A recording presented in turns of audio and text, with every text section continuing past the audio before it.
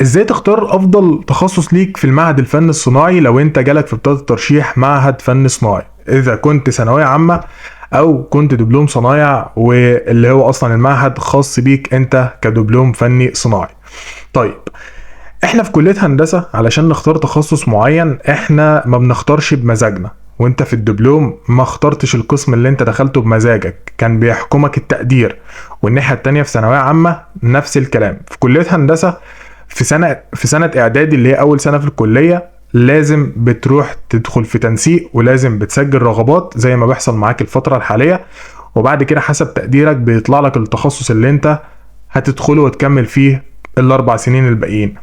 بالنسبه للمعهد الفني او المعاهد الفنيه عامه، وبالذات المعهد الفني الصناعي وده اللي احنا جايين نتكلم عليه، مفيش جوه تنسيق، مفيش جوه رغبات، ما بتختارش بناء على بطاقه ترشيح او رغبات او تنسيق او الكلام اللي احنا كلنا بنلف حواليه دلوقتي. طيب يا عم عبوده، انا بختار الرغبات بتاعتي بناء على ايه؟ او مش الرغبات، بختار التخصص بتاعي في السنتين بتوع المعهد بناء على ايه؟ هل في حاجات بتحكمني علشان اقدر ادخل تخصص معين، ولا بدخل عشوائي؟ ولا هم مثلا بياخدوا مجموعة كده وفئة معينة يدخلوها القسم، ولما العدد يكتفي بياخدوا الفئة التانية ويدخلوها القسم؟ ولا حسب اللي بيقدم الأول هو اللي ليه الأولوية إن هو يدخل قسم معين؟ كل التفاصيل ديت هنتكلم عليها في فيديو النهارده، بس بعد ما انت تنزل تخبط اللايك الجميل بتاعك، ولو انت مش مشترك في القناه تنزل تشترك في القناه حالا علشان يوصلك جديدنا اول باول. ندخل بقى على طول في الموضوع الجميل بتاعنا.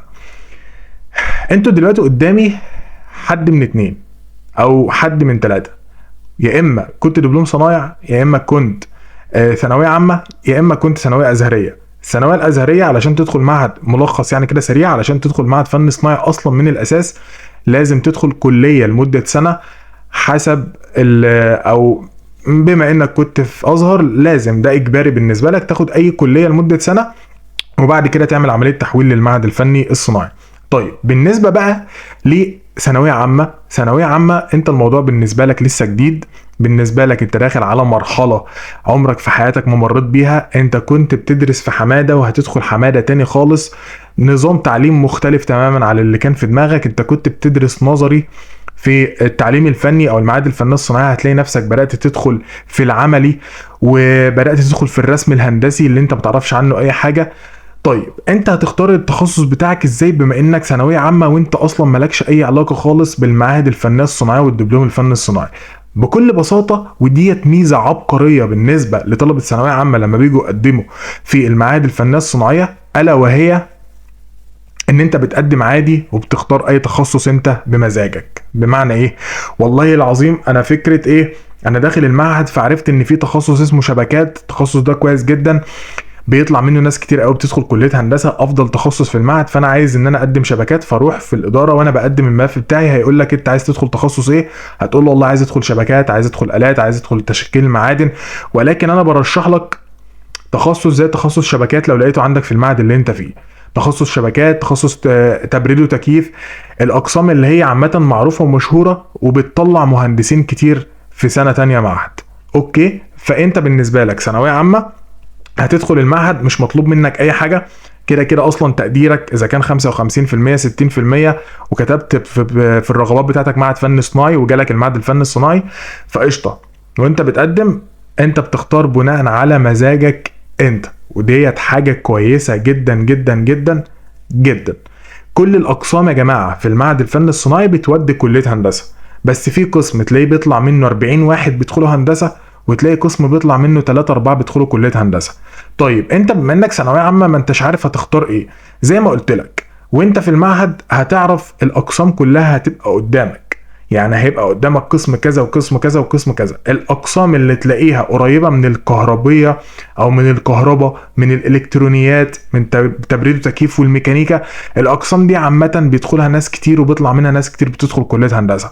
عكس مثلا الاقسام اللي هي المعماريه، الزخرفيه، تشكيل معادن، الاقسام ديت بيبقى صعب ان انت تدخل منها كليه هندسه، لان بيبقى اعدادها قليله وفي نفس الوقت بيبقى فيها نقدر نقول مثلا صعوبه نوعا ما عن الاقسام التانية، مع ان كله في الاخر بيصب في مصلحتك ان انت تقدر تكمل منه كليه هندسه اي قسم انت هتدخله. اوكي طيب، ده اول نقطه. النقطه الثانيه بقى بالنسبه لك انت كطالب دبلوم فني، لا احنا نعمل عندك ستوب بقى شويه.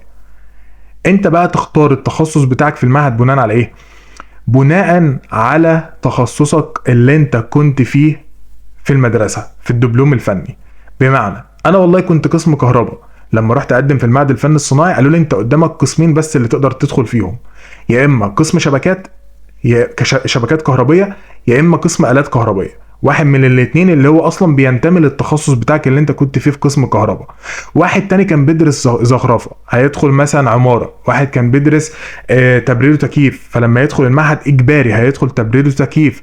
طيب فرضا انت المعهد اللي انت فيه مفيش فيه قسم كهرباء وانت كنت كهرباء، مفيش فيه قسم عماره وانت كنت في المدرسه في قسم عماره، هم ساعتها بيشوفوا اقرب تخصص مناسب للتخصص او القسم اللي انت كنت فيه في الدبلوم الفني الصناعي، وهم بيقوم رايحين بيختاروه لك اجباري.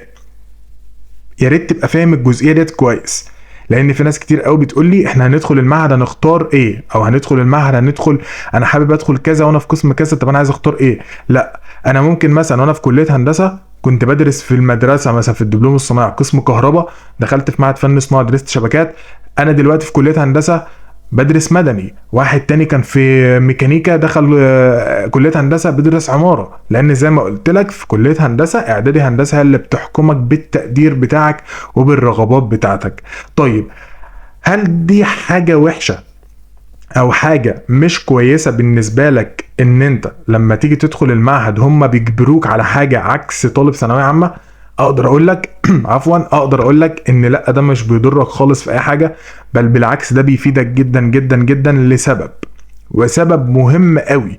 الا انت كنت بتدرس في الدبلوم الفني الصناعي في تخصص معين، بتدرس مواد معينه، تدرس اساليب في الرسم الهندسي معينه او الرسم الفني. لما بتدخل المعهد بتروح للتخصص اللي نفس تخصصك، فانت كده اوريدي بتدرس نفس الحاجه مرتين، يبقى انت على الاقل عندك نفس المعلومه اللي انت درستها قبل كده. انما بتاع ثانويه عامه هيدخل تخصص كويس جدا، هيدخل تخصص ممتاز جدا بيرفكت جدا، بيطلع ناس كتير بتدخل كليه هندسه، ولكن هو داخل على حاجه جديده كليا ما يعرفش عنها اي حاجه، فهو يعتبر بيبني نفسه من الصفر. انما انت عندك باك جراوند ايام الدبلوم زي ما تقول كده انت هتبني عليها في التخصص اللي انت هتدخله في المعهد. فيبقى انت كنت مثلا بتدرس مواد معينه، هتدخل المعهد هتلاقيها كوبي بيست نفس المواد، اللهم ان هي بس تطورت شويه للمرحله العمريه اللي انت فيها او المرحله التعليميه اللي انت طلعت لها في السن بتاعك دلوقتي. تمام. ولكن زي ما قلت كل الاقسام يا جماعه بتدخلك كليه هندسه، مفيش اي مشكله، مفيش ادنى مشكله. بيبقى فيه ودي نقطه مهمه جدا، بعض من الناس اللي بتروح تقدم متأخر قوي، انت بيبقى معاك لمدة مثلا شهر ونص تقديم من بداية الدراسة في اول الترم، مفيش اي مشكلة، بتقدم في اي وقت حسب ما هم بيدولك المهلة، لان بيبقى في ضغط كبير قوي في التقديم.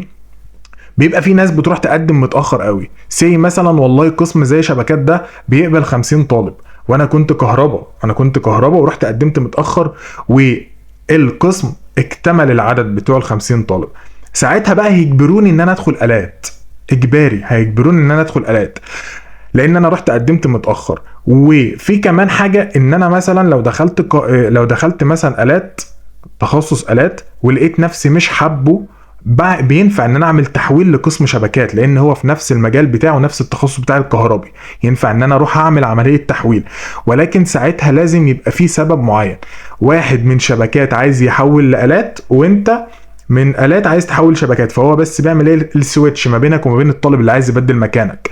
انما هو العدد اكتمل خلاص، انت مش هتعرف ان انت تدخل التخصص ده، هتبقى مجبر ان انت تدخل تخصص زي تخصص آلات. وعايز اقول لكم حاجه يا جماعه، انا عمال بتكلم على شبكات كتير وآلات كتير لان هم دول المجال اللي كانوا خاصين بيا عامه، ولكن وانا في المعهد اكتشفت ان الفرق الجوهري ما بين تخصص زي شبكات وتخصص زي آلات الا وهو ان في هنا ماده اسمها آلات وفي هنا ماده اسمها شبكات، انما بقيه المواد كلها زي بعض، كوبي بيست بالحرف.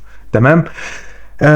بس كده، ده كان الفيديو بتاع النهارده، توضيحي كده سريع علشان تعرف تختار التخصص بتاعك. زي ما قلت لك ثانويه عامه دبلوم فن صناعي. بالنسبه طبعا للثانويه الازهريه، لما انت بتقعد سنه في كليه تبع الازهر بتاعك وبتيجي تقدم، بيبقى ليك برضو حريه الاختيار زي الطالب بتاع ثانويه عامه اللي بيختار ثانويه عامه ثانويه ازهريه، انما اللي بيبقى مجبر على تخصص معين هو بتاع التعليم الفني، الدبلوم الفني الصناعي. بس كده، ده كان فيديو بتاع النهارده علشان خاطر يوضح لك النقطه المهمه جدا اللي انت داخل عليها والمرحله المهمه جدا اللي انت داخل عليها. طبعا لسه الرغبات وبطاقه الترشيح والتنسيق بتاعكم لسه منزلش، ولكن خلاص هانت كلها اسبوع، اقل من اسبوع وهتعرف انت جالك ايه. يعني اتمنى لكم التوفيق ان شاء الله في الفتره اللي جايه. فتره هتبقى صعبه مش سهله، يا ريت ان انت تاخدها بجد واهتمام، ما تضيعش سنتين من عمرك، وبالذات انت لو كنت ثانويه عامه، خلصت ثانويه عامه وداخل على المعهد. يعني عايز اقول لك، وده اللي انا هتكلم فيه في الفيديو اللي جاي ان شاء الله او اللي بعده، عن ازاي ان انت تقدر تجيب تقدير كويس او في المعهد الفني الصناعي وتدخل منه كليه هندسه. يعني هو ده الموضوع المهم اللي انا هتكلم فيه الفتره اللي جايه. بس كده، حاول ان انت تستغل الفتره اللي جايه، ما تضيعش السنتين دول من حياتك في الفاضي.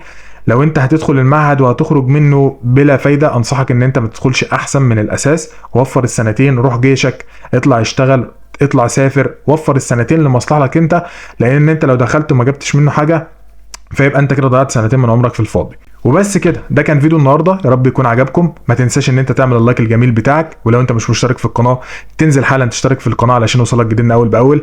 كان معاكم باشمهندس عبد الرحمن متولي، اشوفكم على خير في الحلقه اللي جايه. في امان الله.